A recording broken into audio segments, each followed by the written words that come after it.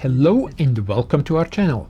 The North Pole, located just outside of Fairbanks, Alaska, is despite its name not actually at the geographic North Pole, but rather a charming community with a festive spirit and a proud history. One of the most popular attractions in the town of North Pole, Alaska is the Santa Claus house. Most of our day 8 was spent at the North Pole in Santa's house, and if you want to see more of that, check out our video Santa's Toy Shop, North Pole, Alaska, which we had released over the holidays. And you just see a couple snapshots here to the left of some of the footage we have in that video. Anyways, after a few hours at Santa's Toy Shop at the North Pole, we traveled on towards the Denali campground. As you may know, if you're a regular viewer of our channel, I try to provide you with some tidbits of information about the areas we are visiting, and this video will be no different. As you can see on the map I just pulled up on the right screen there, our day started in the town of Delta Junction in Alaska before we moved on. So Delta Junction onwards to Fairbanks, Alaska, with the North Pole town right outside, and we stopped camping day 8 where you see that, Denali Park. That was about 4.5 hours, 222 miles or 355 kilometers. The next day we moved on further south, passed by through the Denali Park, the highest mountain, towards Seward, with a stop at the wildlife park just outside, about an hour outside Seward. That drive took us about 6 hours, 356 miles or around 570 kilometers. Now of course that also always depends how many times you stop and what you want to see during your sightseeing tours. Now on a side note, if you're in search to explore the wonders of Alaska or other areas, why not subscribe to our channel and pack your virtual bags and get ready to embark with us on these adventures? What do you say? In half a mile you will... In the meantime, we arrived at the Denali RV park, as you can see here. A little bit like, share and comment. That really helps our channel as we try to get our channel to grow. But anyways, as you can see, this area looks pretty empty. It was the last day. It was still open. It closes in the morning, and most of the times at this time of year there is already snow on the ground. So I guess we got lucky. Here we are, good morning, it's the next day, so it's day 9 of our travels towards Seward. On the right hand I have a quick map again, so just a short recap. The drive from Delta Junction was yesterday onwards to Fairbanks and to this stop here at the Denali campground, and today we are going from the Denali campground to Seward, which is another 6-hour drive and about 570 kilometers or 356 miles. Again, depending how many times you stop and what detours you may take. We've just seen on the horizon there a train going south towards Anchorage. I think it's fair to say that driving from Fairbanks to Seward, Alaska is a journey filled with stunning landscapes and unique experiences. Now whether you're a seasoned traveler or a first-time visitor to the last frontier, this road trip is sure to leave you with a lasting impression of the natural beauty that Alaska has. One of the highlights of the journey is passing through the Denali National Park and Preserve, home to North America's tallest mountain peak called McKinley, or also known as Denali. Unfortunately it was a little bit cloudy, so we were not able to actually see the mountain itself. In the meantime, we are getting closer to Anchorage, so we are just north of it, approaching it on the main highway, and we are right now on the actual highway system in and around Anchorage.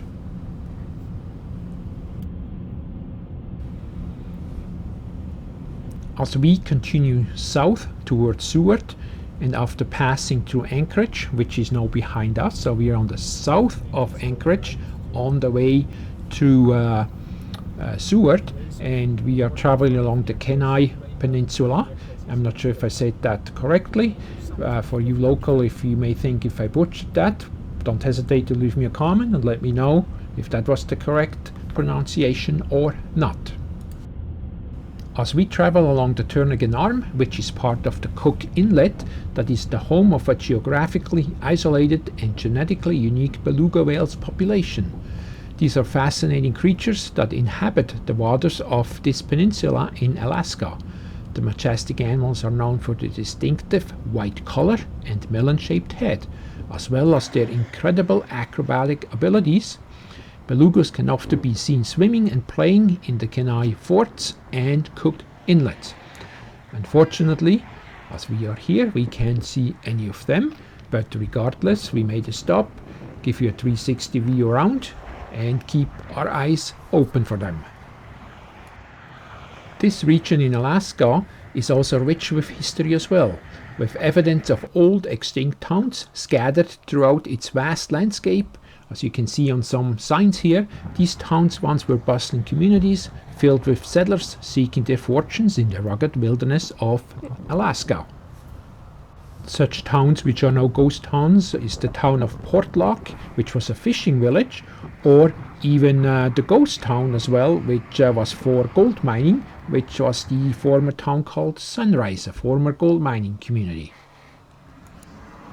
Now I will give you a little bit more information about the beluga whales, and one of the interesting facts about them is that they are one of the smallest species of whales, ranging in size from 13 to 20 feet in length only. So despite their small stature, belugas are incredibly social animals and can often be found traveling in groups called pods. These pods can range in size from a few individuals to hundreds of whales, creating a stunning sight for onlookers if you are lucky to see them. As we get closer to the wildlife park, one more fact about the belugas is they are often referred to as the Canaries of the sea, and that's due to their wide range of sounds they produce, including clicks, whistles and clangs. These vocalizations are used for communication, navigation and even hunting, making them one of the most vocal species of whales. But anyways, let's move on from the beluga whales, because in the meantime we arrived at the Alaskan Wildlife Center. This wildlife park is home to a diverse array of animal species, including bears, caribou, moose, wolves and a variety of bird species as well. Visitors have the unique opportunity to walk around and look at these animals, and I put the names up. This is a moose here, so if you're not that familiar with the animal kingdom, I'll put the names in so you have an idea and kind of know what exactly you are looking at. Now as we walk through this park, by the way, you can also drive through this park at a slow pace, so if you're not good on foot or have some mobility issues, you are allowed to drive slowly through this park. But if you can walk it, you can slowly walk, take your time, and also get probably slightly closer to some of these animals. Here's a muskox, but as always, please follow all the safety regulations and rules, and remember, after all, these are still wild animals. I'm not sure if you can see it here, but don't disturb the sleeping bear. Here's an arrow. You just see the little bit of the brown on the nose. Otherwise he blends in perfectly. Here we have a wandering grizzly checking things out. I have to say I am happy to have a safe distance here and can slightly view this bear from above.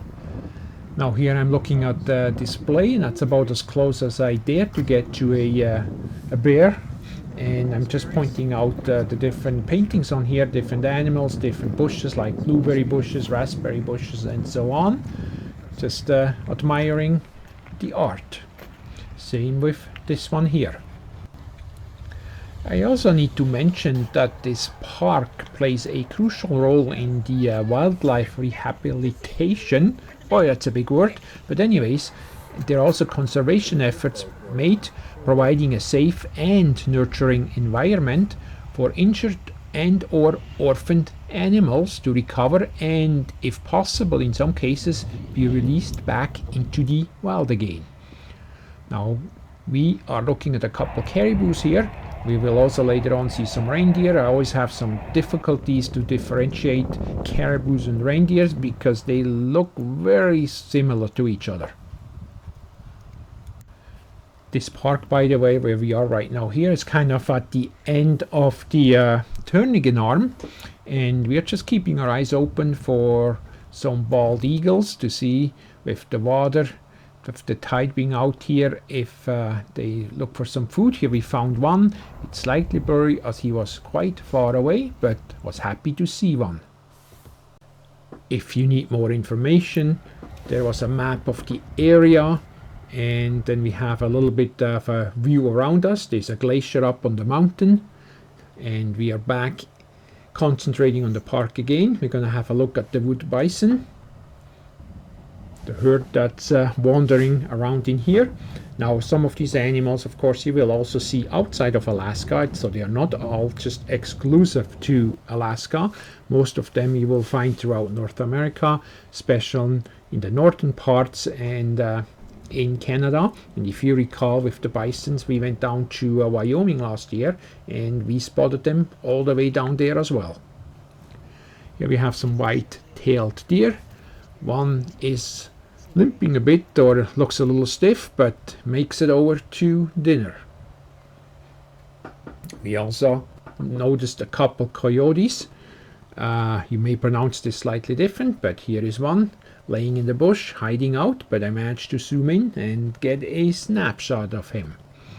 And of course, here we have the common raven hanging out for some crumbs and a little bite to snack on. So they looked pretty tame here, got pretty close to it. This here is a great horned owl, and then of course again a bald eagle. That's the same species as you've just seen in the wild, down by the ocean. I think we just about seen everything in the park, but we just noticed we missed a pack of wolves here, so we'll stop in and check them out. And again here, do not stick your hands or fingers or anything into this cage, because that goes for all the animals. As I mentioned before, they may look like a dog, but they are wild animals. We see a vehicle, a world traveler, that also makes a stop at the park here. I think they were somewhere from South American continent. And here, by the way, we have the reindeers, and that's what I said, I always have a little bit of trouble differentiate them from the caribous. Anyways, we left the park, we move on as it's getting late in the day. There's a little map there again. We are way down south there, just outside Seward. Can't quite recall, didn't really pay attention on the time, but it's probably a 30-40 minute drive from the wildlife park all the way down to Seward, but it could be as much as an hour. But I think around this corner we should be at the Seward campground, which we are gonna call home for a few nights. And here we are. We stay in this little cabin there, and as you can see, the campground is pretty empty as well, as I believe it closes in probably about 7 days or so as well, with the nights being fairly cold already, so there's not too many people out and about anymore. But let's just quickly go outside, check out the surrounding areas before it gets dark here, so we get a bit of an idea of our surroundings, and you can see where we are at. As we check out this area just before night, a quick reminder, please stay tuned to our channel so you don't miss anything.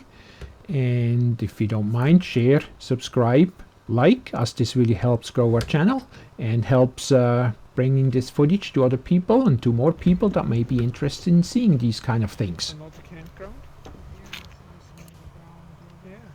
As we will close out this video here shortly, we'll have some night footage, some night pictures from the end. You see a little bit of the northern lights, not too many, but I want to say, hey, thanks for watching, stay tuned, stay safe and be well, and we'll see you again next week.